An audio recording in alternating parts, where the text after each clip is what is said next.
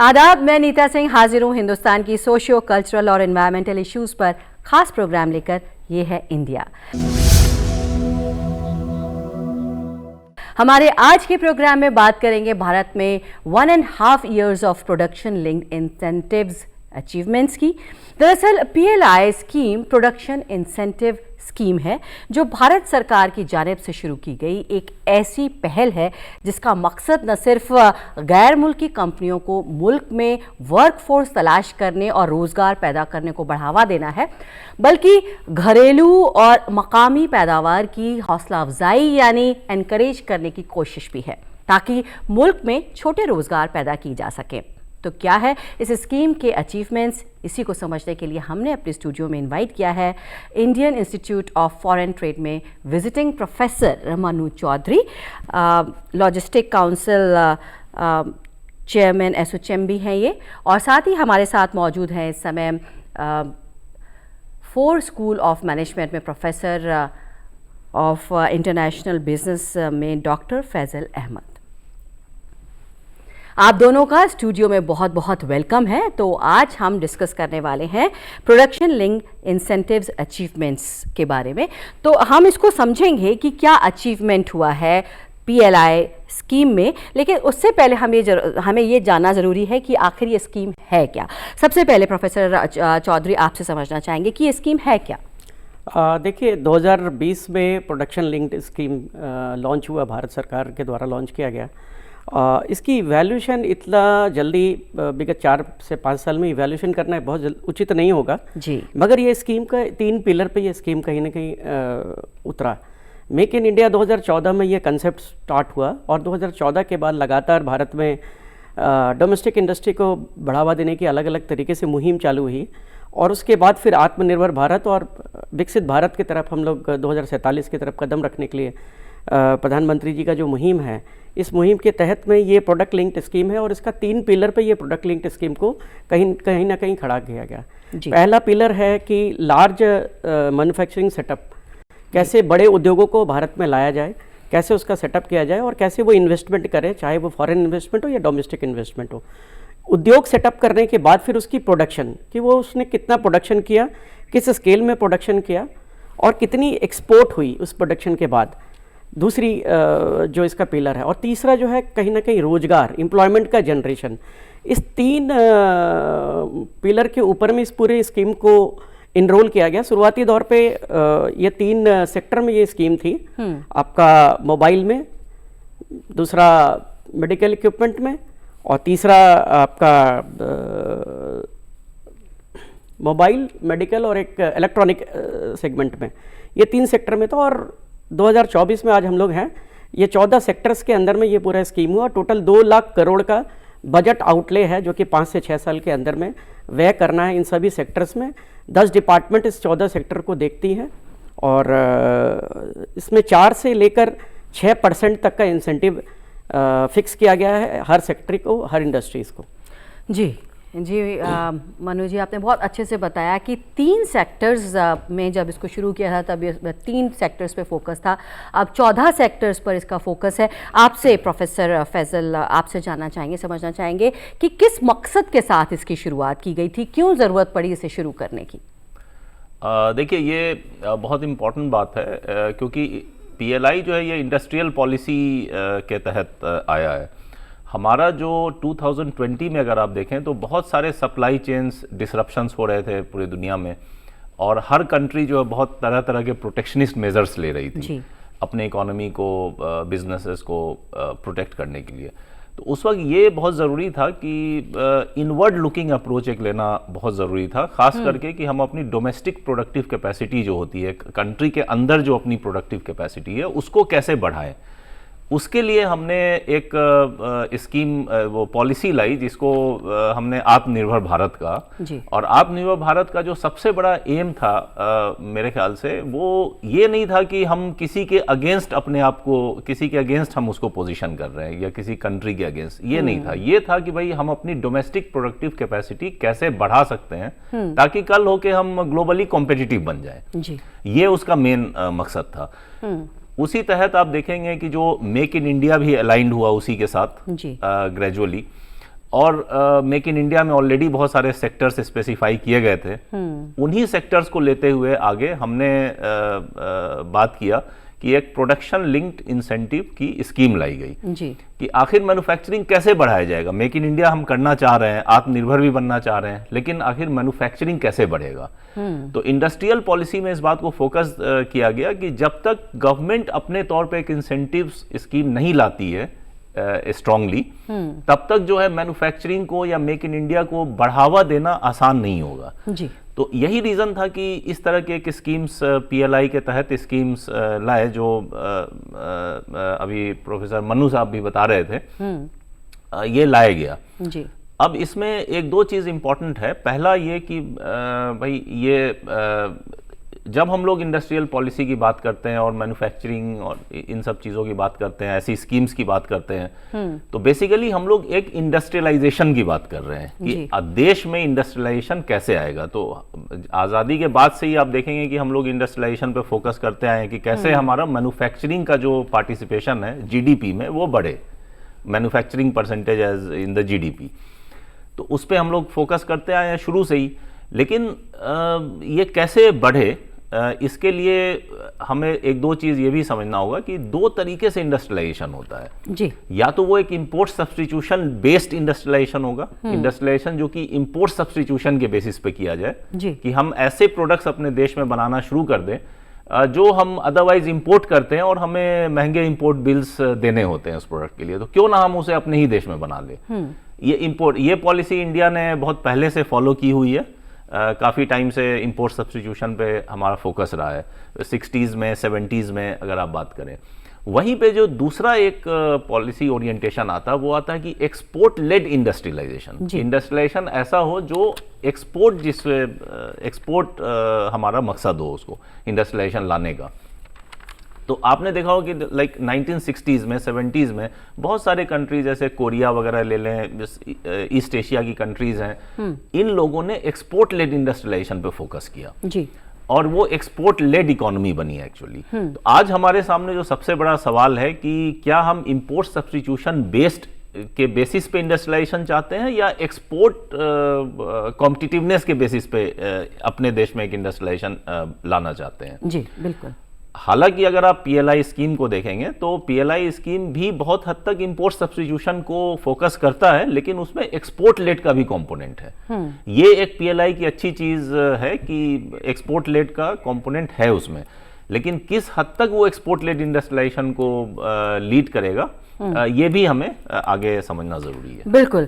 Professor Faizal, आपने बताया कि क्यों ज़रूरत पड़ी आखिर हमको पीएलआई स्कीम की। प्रोफेसर चौधरी, आपसे समझना चाहेंगे कि ये तो बात हुई कि पीएलआई स्कीम क्या है और क्यों ज़रूरत पड़ी। आपने कहा कि 2020 में इसे शुरू किया गया, हालांकि लंबा सफ़र नहीं हुआ है अभी इसका, लेकिन फिर भी अगर हम देखें कि कैसा रहा सफ़र पीएलआई स्कीम का, क्या कुछ हमने अचीव किया, वो आपसे जानना चाहेंगे। देखिए, सबसे पहले तो विगत महीने ही लास्ट मंथ में मिनिस्टर कॉमर्स पीयूष गोयल साहब का स्टेटमेंट आया कि चूंकि पीएलआई स्कीम का मैंने बताया कि 3 आधार है, तो उसमें लार्ज मैन्युफैक्चरिंग सेटअप का क्या इन्वेस्टमेंट हुआ, तो 1.5 लाख करोड़ का इन्वेस्टमेंट हुआ लगभग हमारे देश में पीएलआई स्कीम के तहत में, जिसमें एप्पल एक बहुत बड़ा इन्वेस्टमेंट जो 2024 में मोबाइल सेक्टर में हुआ। दूसरा आपका प्रोडक्शन, कितने प्रोडक्शन बढ़े और कितना वैल्यू ऑफ प्रोडक्शन बढ़ा। तो अगर हम वैल्यू में जाते हैं तो 1.25 लाख करोड़ के करीब का प्रोडक्शन वैल्यू का इंक्रीमेंट हुआ ये पीएलआई स्कीम के तहत में, और 4.5 लाख करोड़ से ऊपर, लगभग 4.5 लाख से 5 लाख करोड़ का एक्सपोर्ट हुआ। और इन सारी चीज़ों का अल्टीमेटली मुद्दा क्या है कि आपने कितना रोजगार सृजन किया। तो इस देश में 10 लाख करोड़ का आपने रोजगार सृजन किया, जो कि डायरेक्ट रोजगार है। इनडायरेक्ट रोजगार का आंकड़ा हमारे सामने नहीं है, लेकिन लगभग जितना डायरेक्ट रोजगार होता है उसी के परसेंटेज में इनडायरेक्ट रोजगार होता है। तो एक इकोनॉमी कहीं ना कहीं बूम हुई। यस, पीएलआई स्कीम का एक जरूर जीडीपी को लेके अब हम लोग डिस्कशन करते हैं कि जीडीपी हमारे मैन्युफैक्चरिंग सेक्टर का जो अभी कंट्रीब्यूशन है वो 14 से 15% है, और लक्ष्य हमारे 25% था पीएलआई को में अचीव करने का, जो कि 2025 के करीब है। तो उस आंकड़े को भी हम लोग कहीं ना कहीं आने वाले दिन में एक वातावरण सुधरेगा, क्योंकि ग्लोबल वातावरण कहीं ना कहीं डिस्टर्बेंस चल रहा है, तो उसका एक इंक्रीमेंटल सेल पे अफेक्ट करता है।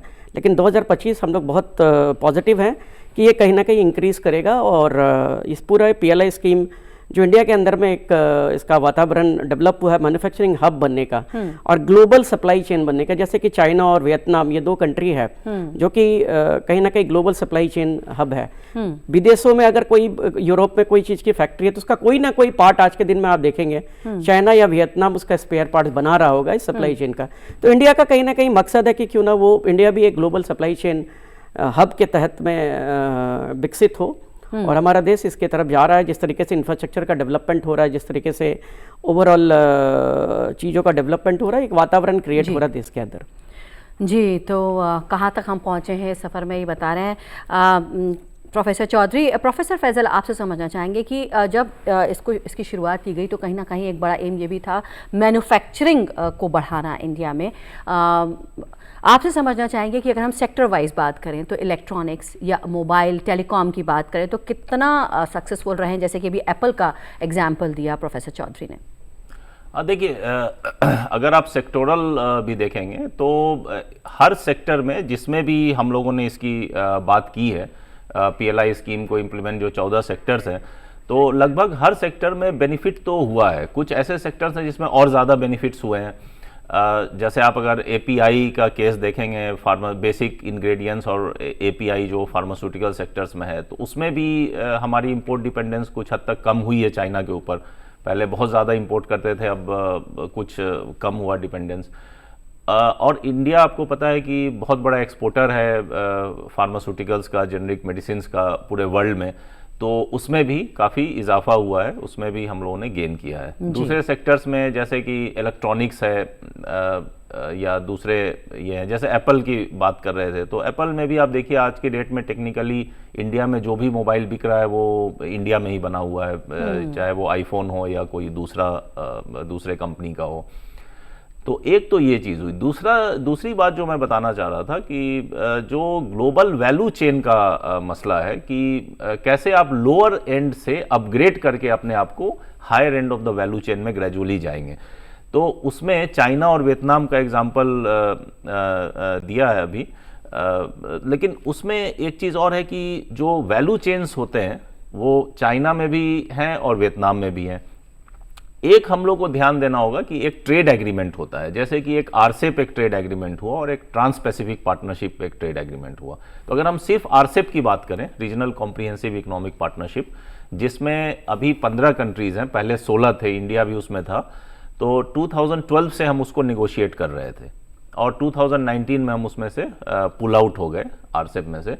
तो RCEP का जैसे जैसे इम्प्लीमेंटेशन शुरू होगा वैसे वैसे जो है रीजनल वैल्यू चेन में हमें, ग्लोबल वैल्यू चेन में भी और रीजनल वैल्यू चेन में हमें बहुत हद तक रेजिलियंस की ज़रूरत होगी, क्योंकि हम RCEP से बाहर हैं अभी।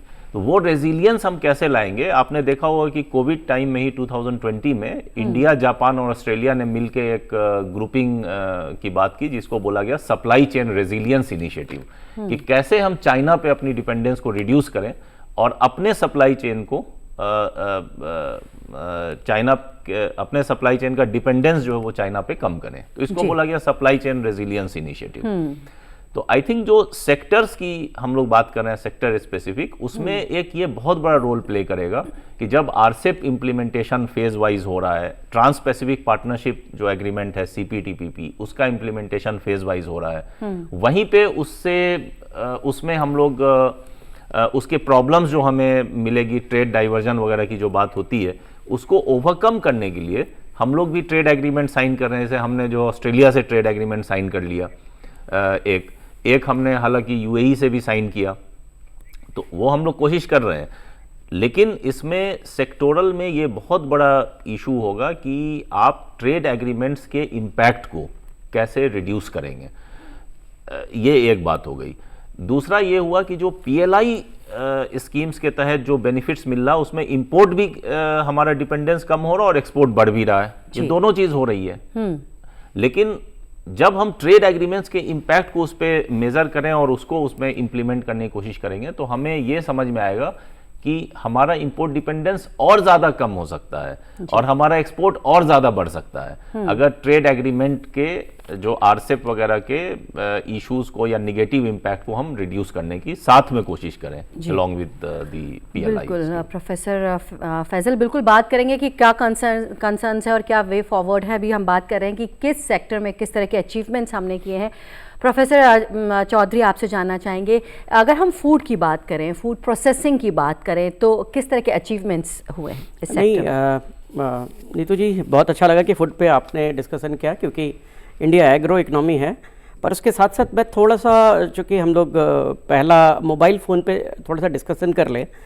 मोबाइल फ़ोन का जो अचीवमेंट है, क्यों मोबाइल फ़ोन पे मैं इम्फेसिस दे रहा हूँ, एप्पल का मैंने क्यों उदाहरण दिया। अगर आप आंकड़ों पे बात करें तो इंक्रीमेंटल सेल जो मोबाइल फ़ोन का है 6.75 करोड़, और इंसेंटिव जो क्लेम किया अभी तक का, सबसे पहले इंसेंटिव इसी सेक्टर ने क्लेम किया 3500 करोड़ का, और लगभग 3.5 से 4 लाख जॉब एम्प्लॉयमेंट क्रिएट किया ये पूरे सेक्टर ने। अगर आप थोड़ा सा बार बार प्रोफेसर फैसल साहब बोल रहे थे कि इंपोर्ट सब्सिडाइज की बात कर रहे हैं, इंपोर्ट को सब्स्टिट्यूट करेंगे, तो इस आंकड़े से आपको बहुत क्लियर हो जाएगा और हमारे दर्शकों को भी क्लियर होगा कि 17-18 में भारत जहां 3.6 बिलियन मोबाइल फ़ोन इंपोर्ट करता था, USD 3.6 billion USD mobile phone import करता था और 3.34 मिलियन एक्सपोर्ट करता था डॉलर में। 22-23 में जब प्रोडक्ट लिंक स्कीम आई तो ये सीधे आंकड़ा 3.6 बिलियन डॉलर इंपोर्ट जो है वो घट के 1.6 बिलियन डॉलर हो गया। तो ये आंकड़ा अपने आप में बताता है कि कितना डाउन ट्रेंड हुआ और कितना घटा ये इंपोर्ट। जो मोबाइल पहले हम लोग इंपोर्ट करते थे, जब अपने देश में ही इसको बनाना शुरू किया तो इंपोर्टेशन पहले गिर गई, हमारा रेवेन्यू बचा और 11 बिलियन डॉलर हमने एक्सपोर्ट किया। ये 2022-23 की हम आंकड़ा बता रहे हैं। 23-24 में फिर एप्पल आने के बाद ये आंकड़ा कई गुना बढ़ गया। एप्पल आने के बाद जो सबसे बड़ा फर्क पड़ा वो है 10 बिलियन डॉलर का इन्वेस्टमेंट एप्पल ने किया और 7 बिलियन डॉलर का एक्सपोर्ट किया, जो कि एप्पल कंपनी का मात्र 10% है। अश्विनी वैष्णव जी, हमारे मंत्री जी का ट्वीट में ये हमने देखा कि ये 7 बिलियन डॉलर एक्सपोर्ट इन्होंने किया और ये बोल रहे कि मात्र 10% ऑफ आवर सेल, मैंने एप्पल का आने वाला दिन में वो 25% जो उनके कैपेसिटी है वो और बढ़ाएंगे अपने प्लांट को। तो आप समझ सकते हैं कि मोबाइल फोन सेक्टर कितना बढ़ गया। अब आपका प्रश्न है कि हम फूड प्रोसेसिंग में क्या कर रहे हैं। इसके अंदर में देखिए, food PLI scheme food processing sector में भी इम्प्लीमेंटेड हुआ 2021-22 के अंदर में, और 10,900 करोड़ का बजट आउटले किया गया इसके अंदर। और इसमें 4 कंपोनेंट फूड प्रोसेसिंग इंडस्ट्री ने डिवाइड किया फूड प्रोडक्ट के अंदर में। पहला तो कंपोनेंट है रेडी टू ईट फूड, जो कि ऑर्गेनिक और मिलेट के साथ में जो भी कंपनी, जैसे आप हल्दीराम भुजिया वाला वगैरह जो देखते हैं, तो रेडी टू ईट फूड है।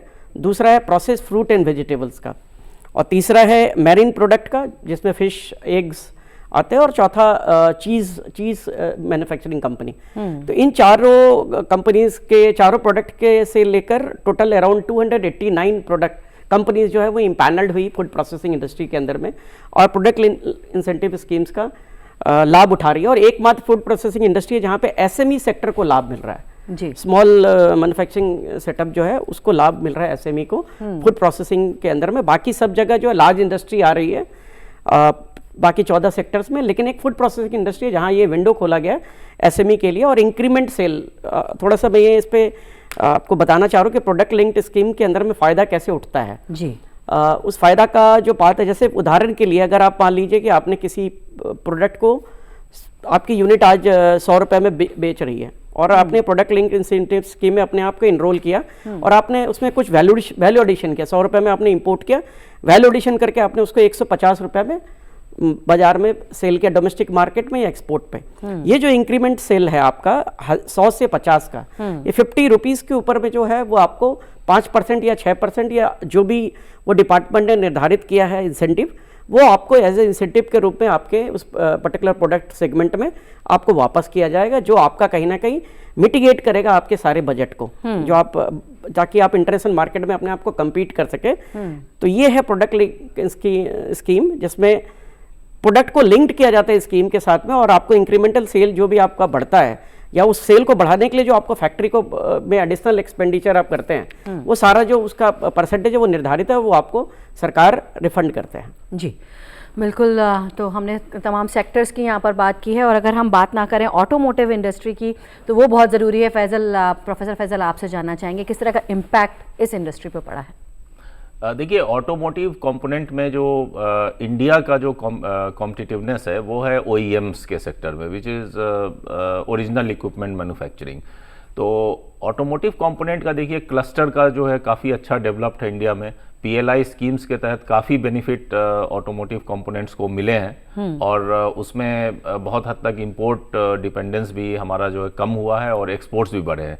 प्लस ये वैल्यू चेन से भी, ग्लोबल वैल्यू चेन और रीजनल वैल्यू चेन से भी लिंक्ड हुए हैं साथ में, और सप्लाई चेन का भी काफ़ी बड़ा इसमें रोल रहा है। आई थिंक एक दो चीज़ इसमें यह है कि OEM सेक्टर में, ऑटोमोटिव कंपोनेंट सेक्टर में अगर देखेंगे तो एक काफ़ी बड़ा फ़ायदा PLI का जो ये हो रहा है कि इंडस्ट्रियल अपग्रेडिंग एक हो रही है।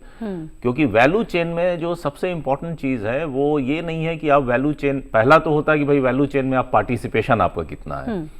तो अगर पार्टिसिपेशन आपका लोअर एंड में है तो क्या आप कितने दिन तक आप लोअर एंड में रहेंगे, और ग्रेजुअली आप लोअर एंड में अगर कंटिन्यू कर रहे हैं तो बहुत सारी ऐसी कंट्रीज होती हैं जो छोटी कंट्रीज होती हैं, वो भी लोअर एंड में धीरे धीरे आ जाती हैं, वो आपको कंपटीशन देने लगती हैं।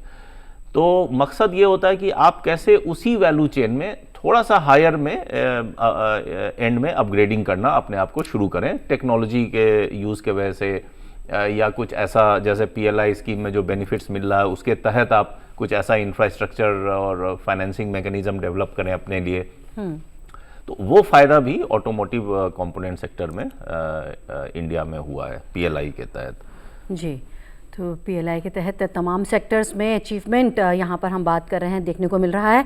प्रोफेसर चौधरी, यहाँ पर आपसे जानना चाहेंगे कि कहीं ना कहीं जो मकसद था वो पूरा होता दिखाई दे रहा है।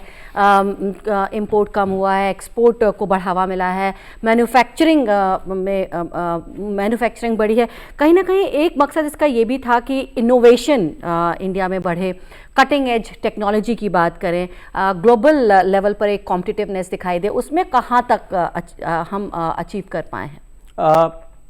सही बात है कि इसके अंदर में सबसे बड़ी बात क्या है कि विगत एक महीना पहले ही धन्वंतरी दिवस के दिन प्रधानमंत्री जी ने 5 प्लांट का इनॉग्रेशन किया, खास करके तेलंगाना में और इसमें। तो यहाँ क्या था, पेनिसिलिन जी प्लांट जो फार्मा इंडस्ट्रीज है, एक बहुत बड़ा इनोवेशन हमारे कंट्री के अंदर में देखा गया। इस प्लांट के थ्रू अब आने वाले दिन में हमारी जो मेडिसिन कॉस्ट है वो कहीं ना कहीं डिक्रीज करेगी, और R&D सेक्टर्स में काफ़ी इन्वेस्टमेंट किया गया। इसमें बॉडी जो हमारे शरीर में जो कई सारे पार्ट्स, स्टीन वगैरह जो इंपोर्ट होते थे, जो अब इंडिया में ही बनना शुरू कर दिए। तो फार्मा के अंदर में एक बहुत बड़ा आने वाला दिन में हम लोग देखने जा रहे हैं कि एक बड़ा चेंज, इनोवेशन हो रहा है, प्रोडक्ट्स अब इंडिया के अंदर ही बन रही हैं। तो ये एक प्राइम टाइम अचीवमेंट है कहीं ना कहीं, ये फार्मा के अंडर में जो हो रहा है। इसके साथ साथ आपका सोलर PV पैनल्स के अंदर में कई सारी चेंजेस आ रही हैं।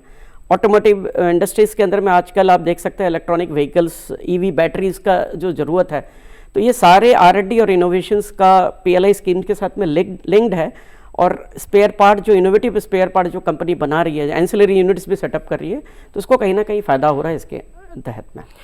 जी बिल्कुल, इनोवेशंस दिखाई दे रहे हैं। और प्रोफेसर फैज़ल, आपसे जानना चाहेंगे कि हम यहाँ बात कर रहे हैं कि वर्ल्ड वाइड कंपटीशन की, ग्लोबल कॉम्पिटिटिवनेस की बात कर रहे हैं, तो क्या हमारे जो लोकल मैन्युफैक्चरर्स हैं या लोकल प्रोग्रेस भी यहाँ पर दिखाई दे रही है? अगर हम बेनिफिशियरीज़ की बात करें PLI के, तो क्या आप कहेंगे? देखिए, सबसे जो इम्पोर्टेंट चीज़ है PLI स्कीम में, वो जैसा मैंने पहले कहा कि डोमेस्टिक प्रोडक्टिव कैपेसिटी बढ़ाना है और डोमेस्टिक वैल्यू एडिशन होना ज़रूरी है। तो जैसे अगर हम फॉरेन वैल्यू एडिशन की बात करें तो हमारा पर्पस वो नहीं है, हमारा पर्पस है डोमेस्टिक वैल्यू एडिशन और उसके बाद एक्सपोर्ट्स। तो डोमेस्टिक वैल्यू एडिशन अगर होता है, इसका मतलब हम सीधे सीधे ग्लोबल वैल्यू चेन में लिंक्ड होना शुरू हो जाते हैं। मतलब एक जो लीड फर्म होती है, जो लार्ज मल्टीनेशनल कंपनीज होती हैं, वो हमारे स्मॉल एंड मीडियम एंटरप्राइजेज जैसे SMEs को कैसे पिक करे अपने वैल्यू चेन का हिस्सा बनाने के लिए। तो जब वो पिक करना शुरू करती है हमारे SMEs को, तो हमारा नेचुरली जो है पार्टिसिपेशन वैल्यू चेन में भी हो जाता है और हमारा एक्सपोर्ट भी बढ़ने लगता है उसके वजह से। क्योंकि आजकल जो ज़माना है वो इंटरमीडिएट गुड्स की ट्रेड है। 70% जो ट्रेड होता है पूरे दुनिया में वो इंटरमीडिएट गुड्स में होता है, इसलिए ग्लोबल वैल्यू चेन बहुत सिग्निफिकेंट है। और इसलिए जो एसएमईज का पार्टिसिपेशन है, जैसा आपने कहा कि डोमेस्टिक वैल्यू एडिशन होना जरूरी है। इस केस में हम एक दो चीज और यहाँ पे देख सकते हैं कि पहले जो इंपोर्ट सब्स्टिट्यूशन की जो स्कीम्स हम लोग फॉलो करते आए हैं कई दशक से, कई डिकेड से, उसमें क्या होता था कि हमारा फोकस ये होता था कि भाई डोमेस्टिक कंपनीज को एक्सपैंड करना है और फॉरेन कंपनीज को एक तरीके से रोकना है आने से। लेकिन पीएलआई में जो अच्छी बात ये है वो ये है कि फॉरेन कंपनीज को भी हम इनवाइट करेंगे, डोमेस्टिक कंपनी के साथ वो कॉम्पीट करेगी, लेकिन प्रोडक्शन और डोमेस्टिक कैपेसिटी इंडिया में डेवलप होगी। ये जो है एक बहुत इंटरेस्टिंग बात है, जिससे एक हेल्दी कंपटीशन का माहौल भी बनेगा और हम WTO कंप्लाइंट भी रहेंगे। ऐसा नहीं रहेगा कि हम इतना प्रोटेक्शनिस्ट होते जा रहे हैं कि भाई WTO के कंप्लायंस से हम दूर हो रहे हैं जी। एक ये चीज़ है।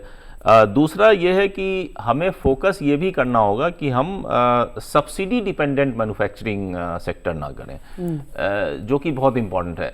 अभी क्या हो रहा है कि अगर हम ये सोचने लगे कि भाई पीएलआई स्कीम है, पीएलआई स्कीम से एक सब्सिडी मिल रही है और कंपनीज उस सब्सिडी को बेनिफिट लेना शुरू कर दें, बेनिफिट उठाना शुरू कर दें और उन्हें लगे कि भाई ये हमेशा बेनिफिट मिलता रहेगा हमें, वो एक गलत चीज़ होगी। क्योंकि पीएलआई स्कीम का जो पर्पस है वो ये है कि आपको एक स्टिमुलस दिया जा रहा है, जिस स्टिमुलस से आप अपना जो है एक स्ट्रक्चर तैयार कर रहे हैं, बेसिक स्ट्रक्चर तैयार कर रहे हैं उस पैकेज से, और ताकि बाद में आप अपने आप को सस्टेन कर पाए बिना पीएलआई के बेनिफिट्स के। तो वो भी जरूरी है, क्योंकि at the end of the day ऐसा भी नहीं होना चाहिए कि हम जो है सब्सिडी डिपेंडेंट इंडस्ट्रियलाइजेशन कर रहे हैं। हमें इंडस्ट्रियलाइजेशन चाहिए, लेकिन वो चाहिए सस्टेनेबल, ना कि सब्सिडी डिपेंडेंट।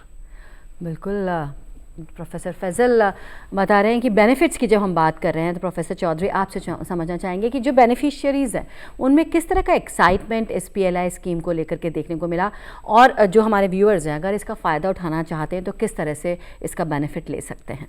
इसके अंदर में सबसे इसकी जो उत्साह है, आप देखिए कि विगत जो भी सेक्टर को आप उठाए तो वहाँ एप्लीकेंट दिन प्रतिदिन बढ़ते जा रहे हैं।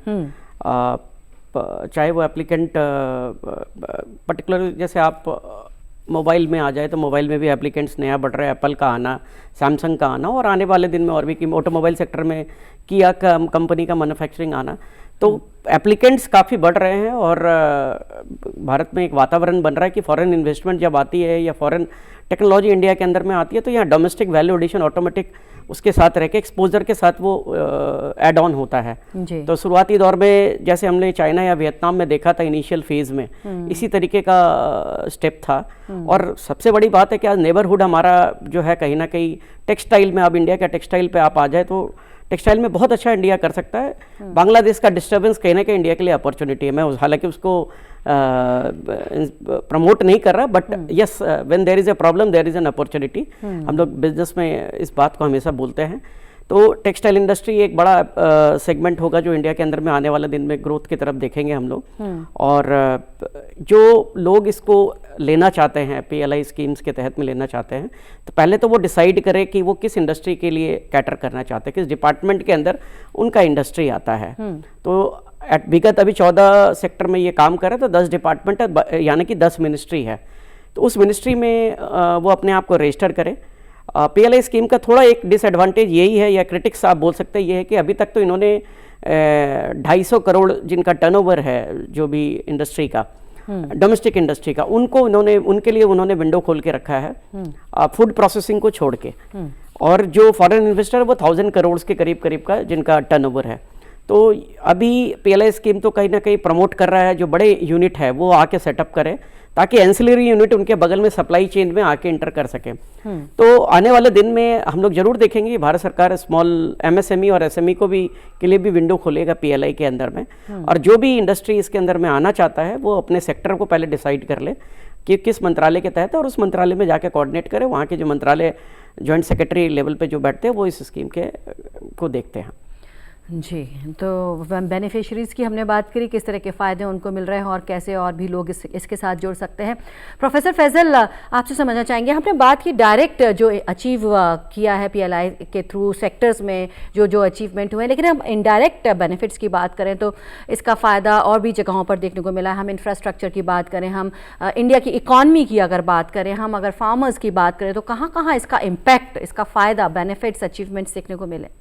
देखिए, पीएलआई एक ऐसी स्कीम है जो मैंने आपको बताया कि ये डोमेस्टिक मैन्युफैक्चरिंग को बूस्ट करने का एक जरिया है जी। तो इसका डेफिनेटली जब मैन्युफैक्चरिंग को बूस्ट मिलता है किसी भी तरीके से, कोई ऐसी स्कीम या इंसेंटिव्स के थ्रू, तो इसका एक स्पिल ओवर इफेक्ट जो है आपको हर तरह के सेक्टर्स में और अलग अलग स्फीयर्स ऑफ लाइफ में भी आता है।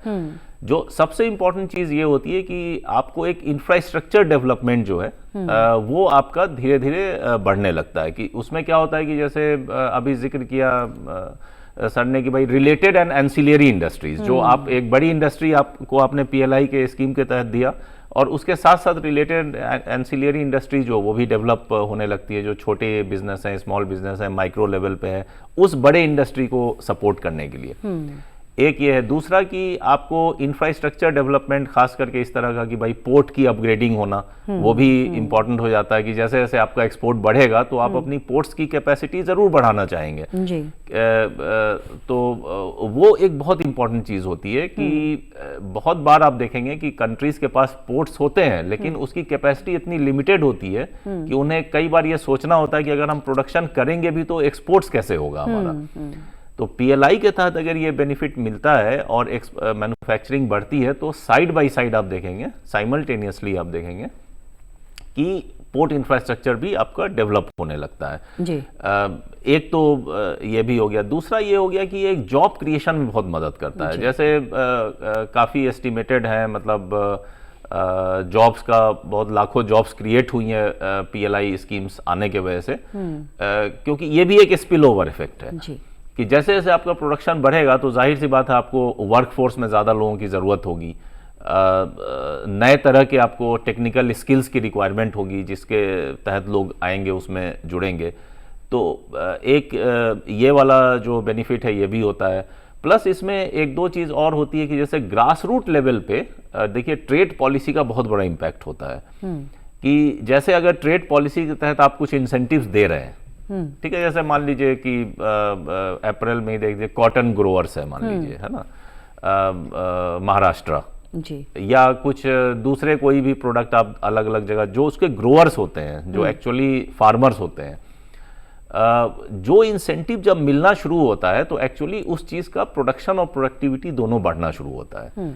तो चूंकि ज़्यादा प्रोडक्शन की रिक्वायरमेंट होती है तो डेफिनेटली एक प्रोडक्टिविटी पे फोकस चला जाता है कि भाई प्रोडक्टिविटी और हम इसकी बढ़ाएं, तो जिससे जो है फार्मर्स हैं या ग्रास रूट लेवल पे जो उससे एसोसिएटेड हैं उनको भी बेनिफिट होता है, फाइनेंशियल बेनिफिट भी होता है और वो एक तरीके से उस सप्लाई चेन से धीरे धीरे जुड़ते भी हैं, स्ट्रीमलाइन भी होते हैं, एक फॉर्मल मैकेनिज्म की तरफ भी आने लगते हैं। तो इस तरह के बहुत सारे बेनिफिट्स हैं जो मुझे लगता है कि इसमें मिलते हैं।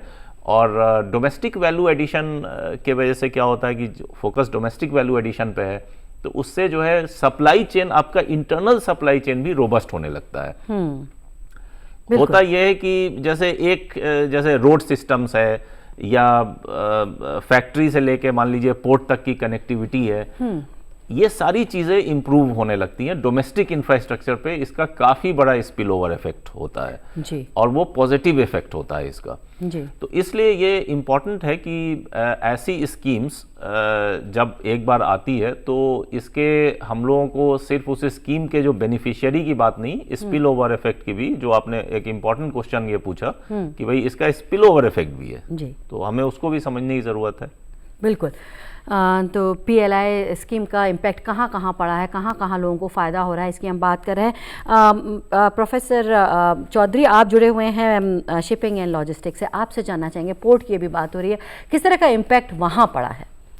देखिए, शिपिंग इंडस्ट्री के अंदर में विगत कुछ सालों में लॉजिस्टिक डिसरप्शन एक बड़ा मुद्दा रहा है और उस मुद्दा को कहीं ना कहीं जब हम लोग मैन्युफैक्चरिंग को बूस्ट करने की बात करते हैं या एक्सपोर्ट को इंक्रीमेंटली इंक्रीज़ करने की बात करते हैं तो वर्ल्ड बैंक का अपना भी एक रिपोर्ट है कि इंडिया का जो पोर्ट है वेल इक्विप्ड है compare to any other port, और टर्न अराउंड टाइम इंडिया के अंदर में धीरे धीरे करके कम हो रहा है इन पोर्ट ऑल्सो। और logistic cost, ministry of commerce का भी रिसेंटली हम लोग रिपोर्ट देखें, मिनिस्ट्री ऑफ कॉमर्स ने रिपोर्ट जारी किया जहां लॉजिस्टिक कॉस्ट 10% के करीब अचीव कर लिया गया है। तो now India is gear up to compete in the international market. बहुत सही टाइम पे ये स्कीम को लॉन्च करके इंडिया के प्रोडक्ट को प्राइस कम्पिटिटिव बनाने का कहीं ना कहीं मुहिम है इंटरनेशनल अफेयर पे। तो लॉजिस्टिक इंफ्रास्ट्रक्चर आप देखिए, प्राइम मिनिस्टर गति शक्ति पोर्टल पे भी फास्ट फाइल क्लियरेंस या फास्ट ट्रैक पे सारे काम हो रही है। इंफ्रास्ट्रक्चर जिस तरीके से डेवलप हो रहा है देश के अंदर में, ये सारा इकोसिस्टम कहीं ना कहीं PLI स्कीम के साथ भारत को विकसित भारत की तरफ लेके जा रहा है, आत्मनिर्भर भारत की तरफ लेके जा रहा है। और बहुत जल्दी हम लोग कई सेक्टर्स में अपने आप को आत्मनिर्भर के रूप में देखेंगे। और उसी के तहत में ये स्कीम एक कैटलिस्ट के रूप में काम कर रहा है। हमारी जो भी इंडस्ट्रीज़ है, अभी तो बड़ी इंडस्ट्री इससे ज़्यादा फ़ायदा उठा रहे हैं। और पोर्ट के अंदर में अभी देखिए लॉजिस्टिक्स या कहीं में डैमरेज या डिटेंशंस आज के दिन में इनकर कर रहा है, तो वो धीरे धीरे करके एक रॉबस्ट सिस्टम जरूर डेवलप होगा। जब वॉल्यूम बढ़ेगा, डेटा डिजिटल जब होगा, रियल टाइम एनालिसिस उस डेटा का होगा, और उस पर जब पॉलिसीज फ्रेम होना शुरू करेंगे, तो ये सारा चीज़ जो है एक लाइनअप होके राइट ड्वेल टाइम पे और लेस ट्रांजैक्शन कॉस्ट पे इंडिया कम्पीट करेगा आने वाले दिन में। जी बिल्कुल। तो ये बात हुई कि PLI स्कीम के किस तरह के अचीवमेंट्स हुए हैं पिछले सालों में और किस किस सेक्टर में हुए हैं, स्पिल ओवर इफेक्ट किस तरह का रहा है। अब यहाँ पर आपसे जानना चाहेंगे प्रोफेसर फैजल कि किस तरह के कंसर्न्स या चैलेंजेस हैं अगर हम बात करें इस स्कीम के रास्ते में। देखिए, चैलेंजेस तो अगर इसको स्कीम को हम लोग स्टडी करें तो एक तो इम्प्लीमेंटेशन रिलेटेड चैलेंजेस होते हैं कई बार कि भाई इंसेंटिव कितना जल्दी डिसबर्स हो जाता है, इस तरह के कंसर्न्स रहते हैं, बने रहते हैं। दूसरा जो इम्पोर्टेंट चैलेंज जिसका मैं पहले भी एक बार जिक्र कर रहा था कि भाई हमें डोमेस्टिक कैपेसिटी को डेवलप करना है, इसलिए हमें इस चीज़ को बहुत सख्ती से देखना होगा कि ये सब्सिडी बेस्ड इंडस्ट्रियलाइजेशन ना बन जाए धीरे धीरे। ठीक है, तो इसलिए कितने दिन तक ये चीज़ PLI का आपको बेनिफिट लेना है, कब जो है PLI के बेनिफिट को आपके लिए ख़त्म हो जाना चाहिए और आप खुद सेल्फ सस्टेन्ड हो जाएं, बिना बेनिफिट के आप जो है आगे इंडस्ट्रियलाइज करते रहें। तीसरा ये है कि इसमें जो मैं बता रहा था कि भाई आइडिया ये था कि भाई आपको एक क्रिटिकल मास आपका डेवलप हो जाए। तो PLI स्कीम मिला, आपने बेनिफिट लिया, क्रिटिकल मास डेवलप हो गया, और उसके बाद जो है आपने धीरे धीरे जो है ग्रेजुअली आपसे वो स्कीम हट गई और आप अपना इंडस्ट्रियलाइजेशन के रास्ते पे चल चुके जी। तो एक ये है। एक और उसमें होता है कि चूंकि हम डोमेस्टिक वैल्यू एडिशन की बात कर रहे हैं और उसके साथ साथ हम फॉरेन कंपनीज के भी अलाउ करने की बात कर रहे हैं, तो FDI पॉलिसी पे बहुत ज़्यादा फोकस करने की ज़रूरत है, क्योंकि FDI पॉलिसी को कॉन्टिन्यूअस लिबरलाइज करते रहना ज़रूरी है। सेक्टर वाइज उसमें ज़्यादा से ज़्यादा लिबरलाइजेशन जितना पॉसिबल हो पाए वो कोशिश करना है कि FDI पॉलिसी लिबरलाइज होती रहे। जी जी। तो इस तरह के कंसर्न्स और चैलेंजेस हैं। आपको क्या लगता है प्रोफेसर चौधरी, किस तरह के चैलेंजेस आपको दिखाई देते हैं? देखिए, सबसे अभी तो इमीडिएटली चैलेंजेस ना बोले, सुझाव बोल सकते हैं हम इसको, कि ये पूरा PLI स्कीम अभी बेस है लार्ज इंडस्ट्री के लिए, तो छोटे इंडस्ट्री क्या करेंगे, उनको किस तरह से इंसेंटिव मिलेगा जी। तो लार्ज इंडस्ट्री को एक एंकरिंग इंडस्ट्री को लाना, और कई सेक्टर्स में ऐसा होता है कि जेस्टेशन पीरियड होता है, कोई भी बड़े इंडस्ट्री जब सेटअप होती है उसका टाइम लाइन 3 साल 4 साल का एक टाइम लाइन होता है जहाँ वो प्रोडक्शन लाइन आगे चल के तैयार करते हैं। तो वो समय को भी देखते हुए कैसे उनको भी इंसेंटिव की तरफ में या सब्सिडाइज किया जाए उस टाइम लाइन की तरफ में, ये थोड़ा सा कहीं ना कहीं गैप है। और दूसरा, अगर आप देखें कि compare to investment, compare to production, compare to job employment जो हम लोग विगत 4 साल में अचीव किए हैं, अगर आप देखें तो इस 2 लाख करोड़ में से कितना इंसेंटिव डिसबर्स हुआ है, वो बहुत ही मिनिमल है इसके अचीवमेंट के कंपैरिजन में। तो वो मिनिमल क्यों है? कहीं ना कहीं जो ये क्लियरेंस प्रोसेस है सब्सिडी का, इंसेंटिव का, वो शायद जटिल है, इंडस्ट्री उसका अभी तक फ़ायदा नहीं उठा पा रहा है प्रॉपरली। ये आंसर इंडस्ट्री के पास है और डिपार्टमेंट के पास है, ये क्यों नहीं हो पा रहा। लेकिन हाँ, इस पे ज़रूर एक रॉबस्ट मैकेनिज्म डेवलप हो जिससे कि इनको इंसेंटिव मिले और ये भारत के जो जीडीपी में हम लोग चाह रहे हैं कि 25% मैन्युफैक्चरिंग सेक्टर का योगदान हो, वो इसी तरीके से होगा। पीएलआई जैसे स्कीम को ही जब सक्सेसफुल बनेगा तभी जाके हमारी मैन्युफैक्चरिंग सेक्टर जो है वो टोटल जीडीपी का जो पाई चार्ट है उसमें हम 25% देख पाएंगे उसको। जी बिल्कुल। तो ये तो बात हुई चैलेंजेस की। वे फॉरवर्ड क्या दिखाई देता है, क्या कंक्लूडिंग रिमार्क आप देंगे?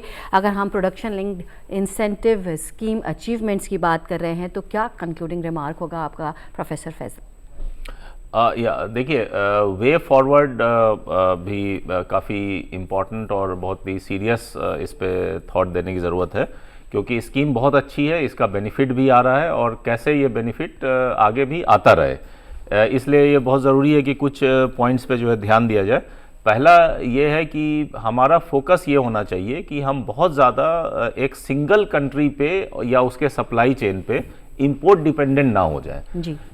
तो इसको करने के लिए एक स्कीम आई है, उस स्कीम से बेनिफिट ले हम लोग और धीरे धीरे अपना इंपोर्ट को रिड्यूस करने की कोशिश करें, ताकि उससे क्या होगा कि आप इकोनॉमी एक रेजिलिएंट भी बनेगी और एक्सटर्नल शॉक से भी उसको एक सेफ गार्ड मिलेगा जी। तो सिंगल कंट्री डिपेंडेंस हमें बहुत ज़रूरी है कि हम रिड्यूस करें पीएलआई स्कीम का बेनिफिट लेते हुए।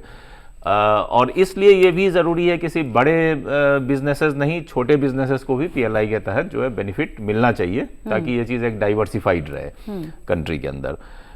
दूसरा ये है कि जो इंडस्ट्रियल अपग्रेडिंग जो है वो ग्रेजुअली बहुत ज़रूरी होती जा रही है। इसमें हमारा फोकस सिर्फ उन सेक्टर्स पे ना हो जिस पे हमें कॉम्पिटिटिव एडवांटेजेस है, बल्कि उन सेक्टर्स पे भी हो जिस पे हम कॉम्पिटिटिव एडवांटेज डेवलप कर सकते हैं। जैसे आपने देखा होगा कि एक टाइम में हम लोग जो कॉटन है या सिल्क है, ज़्यादातर हमारा एक्सपोर्ट इन्हीं सेक्टर्स में जाता था। धीरे धीरे हमने जो है James and jewellery, petroleum products, इस तरह की चीज़ों पे भी कॉम्पिटिटिव एडवांटेज डेवलप किया, कैपेसिटी बिल्ड किया और उसको एक्सपोर्ट करना शुरू किया। तो इसलिए कॉम्पिटिटिव एडवांटेज भी डेवलप करना बहुत सारे सेक्टर्स में ज़रूरी है। सिर्फ कॉम्पिटिटिव एडवांटेज पे कंट्री रिलाई नहीं कर सकता है, और प्रोडक्शन लिंक्ड इंसेंटिव जो है ये बहुत बड़ा आपको एक तरीके से अपॉर्चुनिटी दे रहा है कि आप कॉम्पिटिटिव एडवांटेज डेवलप करें अलग अलग सेक्टर्स में, ना कि बस कॉम्पिटिटिव एडवांटेज वाले सेक्टर्स पे फोकस्ड रहें जी। एक और चीज़ जो मैं बताना चाह रहा था कि इसमें वे अहेड एक ये भी बहुत ज़रूरी है कि जो हमारा मैन्युफैक्चरिंग कैपेसिटी है उसको हम लोग ग्लोबल सप्लाई चेन से और ग्लोबल वैल्यू चेन से लिंक करें जी। क्योंकि मैन्युफैक्चरिंग कैपेसिटी में सिर्फ डोमेस्टिक मार्केट की बात नहीं है जी। जब तक हम ज़्यादा से ज़्यादा जो FTAs साइन कर रहे हैं, फ्री ट्रेड एग्रीमेंट्स साइन कर रहे हैं, कंट्रीज़ के साथ इकोनॉमिक फ्रेमवर्क जैसे सीका वगैरह में एंटर कर रहे हैं, चाहे वो आसियान के साथ हमारा ऑलरेडी है, आसियान कंट्रीज़ के साथ, ऑस्ट्रेलिया है, आपका UAE है, उससे पहले भी हमने जापान है, कोरिया है, इन सब के साथ भी हमने साइन किया हुआ है पहले से। तो फ्री ट्रेड एग्रीमेंट चूंकि है वहाँ पे, तो इसलिए जो हमारी मैन्युफैक्चरिंग कैपेसिटी है उसको लिंक करना, ताकि हम फ्री ट्रेड का बेनिफिट भी ले पाए। देखिए अल्टीमेटली क्या होता है कि जैसे अगर आप आसियान के फ्री ट्रेड एग्रीमेंट पे, मैंने पहले RCEP का भी जिक्र किया था, आसियान इंडिया आसियान एक फ्री ट्रेड एग्रीमेंट है। अब जब हम उसको 2009 में साइन हुआ, हमने जब अब उसको रिव्यू किया तो हमने पाया कि नहीं, हमारा जो डिजायर्ड बेनिफिट मिल सकता था उस आसियान FTA से वो नहीं मिला। तो अब हम उसको फिर से रिविजिट कर रहे हैं, फिर से हम चाहते हैं कि रीनेगोशिएट हो, और हम शुरू भी कर चुके हैं, है ना। तो इसका जो इसलिए ये ज़रूरी है कि सिर्फ और सिर्फ हम जो है डोमेस्टिक जो प्रोडक्शन है, मैन्युफैक्चरिंग है, उसको डोमेस्टिक मार्केट के लिए ना, कंजम्पशन के लिए ना समझें, उसको ये भी समझें कि ये मार्केट एक्सेस के थ्रू, फ्री ट्रेड एग्रीमेंट के थ्रू दूसरे कंट्रीज से भी लिंक किया जा सकता है। बिल्कुल बिल्कुल प्रोफेसर फैजल, प्रोफेसर चौधरी, आप दोनों ने वक्त निकाला, स्टूडियो में आए और इतनी अहम जानकारी दी, उसके लिए आप दोनों का बहुत बहुत शुक्रिया। Thank you. तो हमारे दोनों गेस्ट मौजूद थे, हम बात कर रहे थे production linked incentive scheme achievement की, और उन्होंने बताया कि किस तरह से हमने सेक्टर वाइज अचीवमेंट हासिल किया है, न सिर्फ सेक्टर वाइज बल्कि उसका स्पिल ओवर इफेक्ट भी देखने को मिल रहा है। और ये स्कीम एक कैटलिस्ट की तरह काम कर रही है, जो हमने एक विजन देखा है विकसित भारत, आत्मनिर्भर भारत का, किस तरह से स्कीम उसमें एक कैटलिस्ट की तरह काम कर रही है।